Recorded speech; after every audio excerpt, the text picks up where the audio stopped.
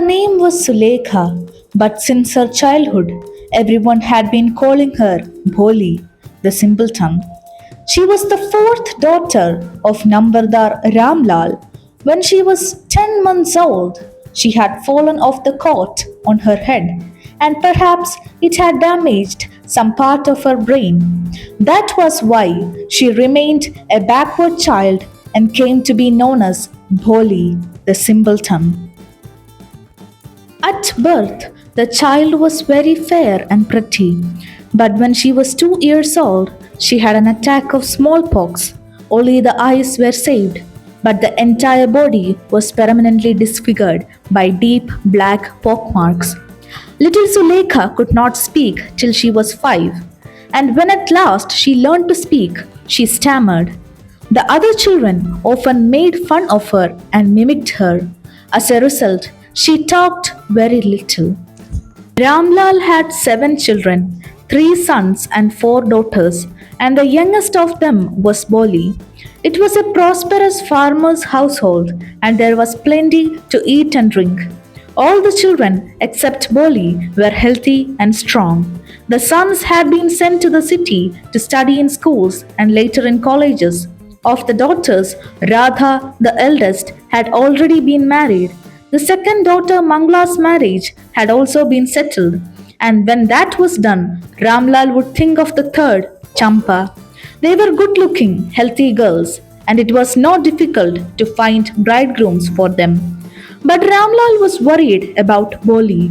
She had neither good looks nor intelligence. Bholi was 7 years old when Mangla was married.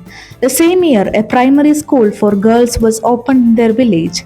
The Tehsildar Sahib came to perform its opening ceremony. He said to Ramlal, "As a revenue official, you are the representative of the government in the village, and so you must set an example to the villagers. You must send your daughters to school." That night, when Ramlal consulted his wife, she cried, "Are you crazy? If girls go to school, who will marry them?"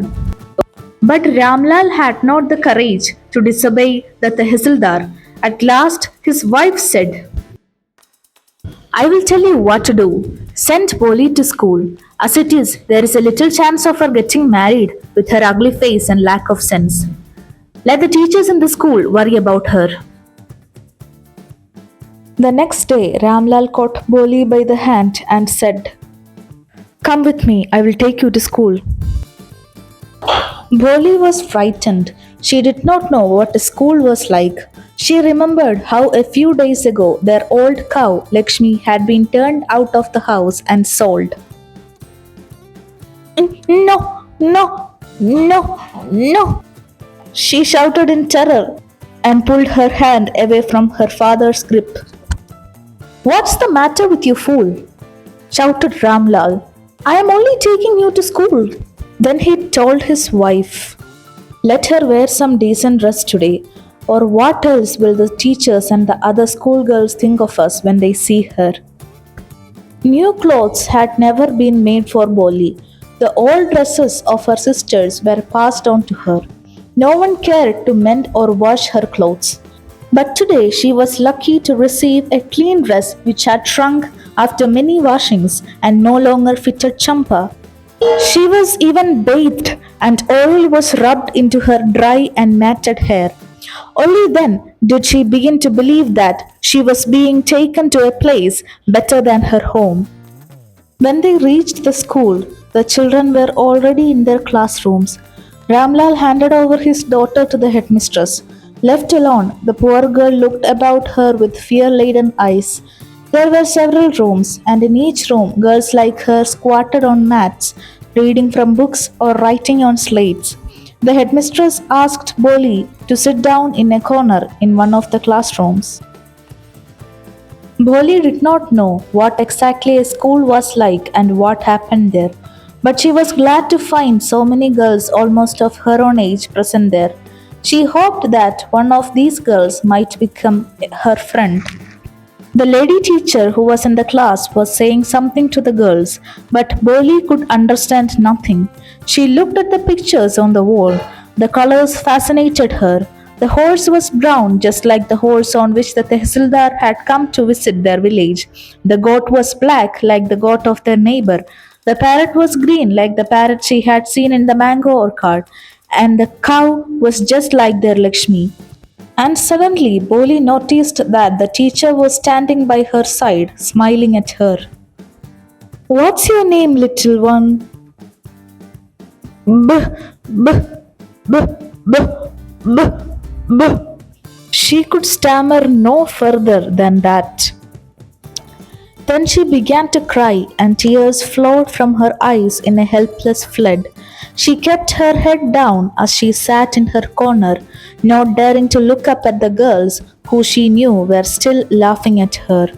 When the school bell rang, all the girls scurried out of the classroom, but Boli dared not to leave her corner.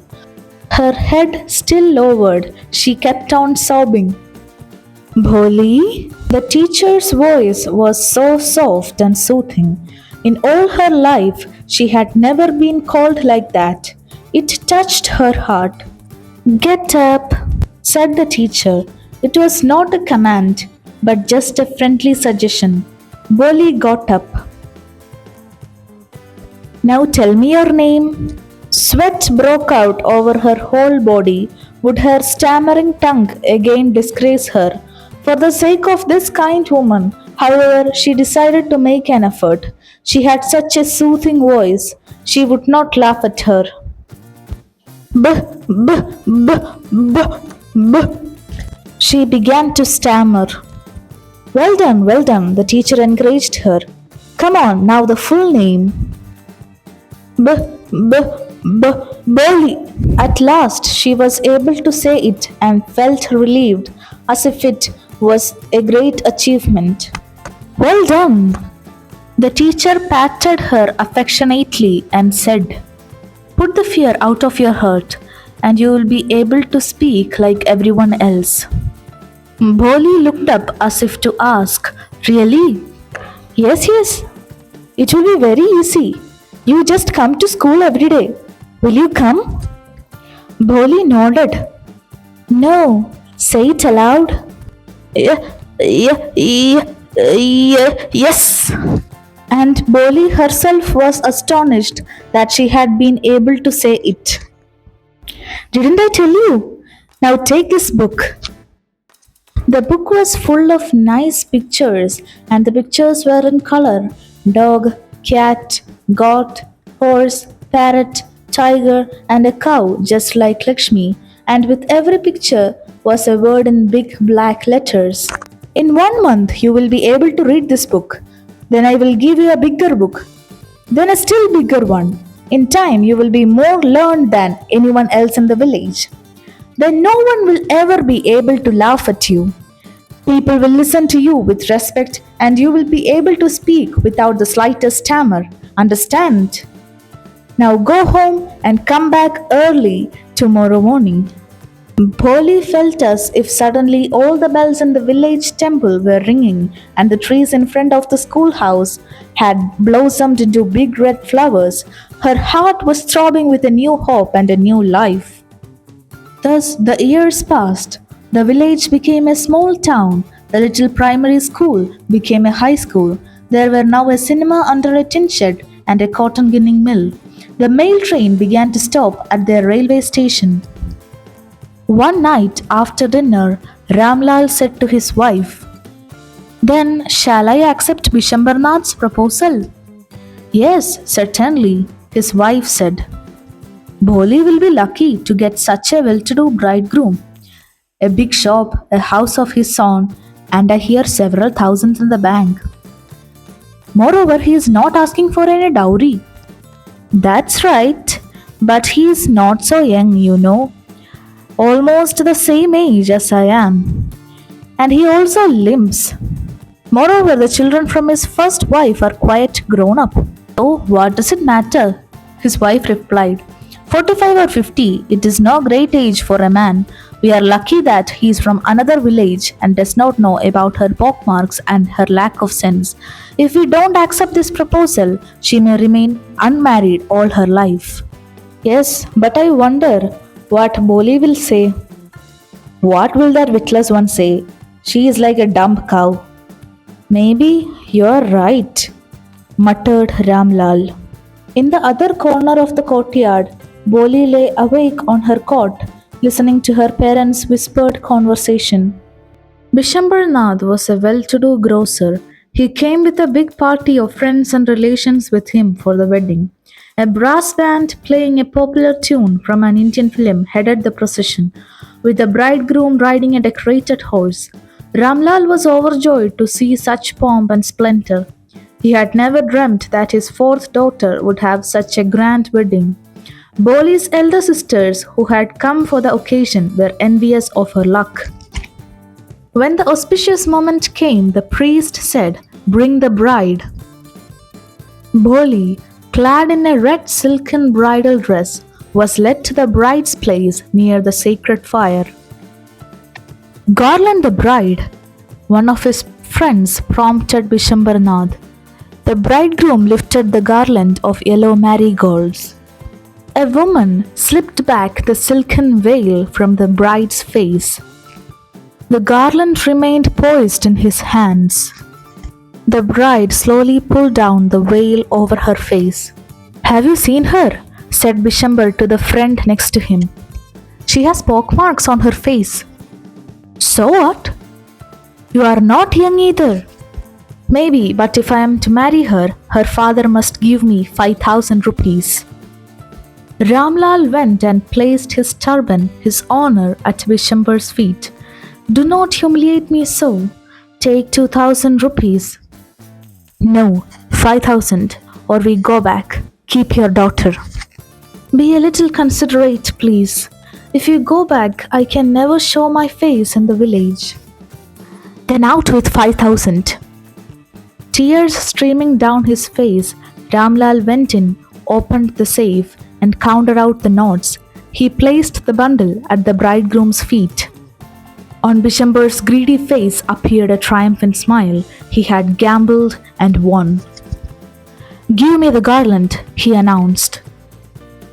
Once again the veil was slipped back from the bride's face, but this time her eyes were not downcast. She was looking up, looking straight at her prospective husband, and in her eyes there was neither anger nor hate, only cold contempt. Bishambar raised the garland to place it round the bride's neck, but before he could do so, Boli's hand struck out like a streak of lightning and the garland was flung into the fire. She got up and threw away the veil. "Pidaji," said Boli in a clear, loud voice, and her father, mother, sisters, brothers, relations, and neighbors were startled to hear her speak without even the slightest stammer. "Pidaji, take back your money. I am not going to marry this man." Ramlal was thunderstruck. The guests began to whisper, "So shameless, so ugly, and so shameless." "Bholi, are you crazy?" shouted Ramlal. "You want to disgrace your family? Have some regard for our Isat." "For the sake of your Isat," said Boli, "I was willing to marry this lame old man. But I will not have such a mean, greedy, contemptible coward as my husband. I won't. What a shameless girl. We all thought she was a harmless, dumb cow." Bholi turned violently on the old woman. "Yes, auntie, you're right. You all thought I was a dumb-driven cow. That's why you wanted to hand me over to this heartless creature. But now the dumb cow, the stammering fool, is speaking. Do you want to hear more?" Bishambarnath, the grocer, started to go back with his party. The confused bandsman thought this was the end of the ceremony and struck up a closing song. Ramlal stood rooted to the ground, his head bowed low with the weight of grief and shame. The flames of the sacred fire slowly died down. Everyone was gone. Ramlal turned to Boli and said, "But what about you? No one will ever marry you now. What shall we do with you?" And Sulekha said in a voice that was calm and steady, "Don't you worry, Pidaji. In your old age, I will take care of you and mother. And I will teach in the same school from where I have learned so much. Isn't that right, ma'am?" The teacher had all along stood in a corner watching the drama. "Yes, Boli, of course," she replied, and in her smiling eyes was the light of a deep satisfaction that an artist feels when contemplating the completion of her masterpiece.